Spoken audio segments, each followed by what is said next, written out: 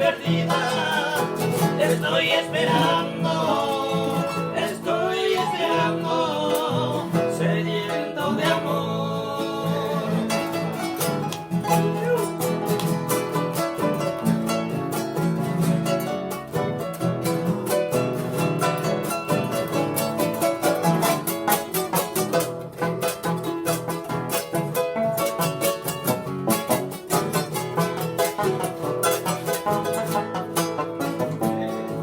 ¿Quién oirá tus palabras cuando estás ardiente de pasión?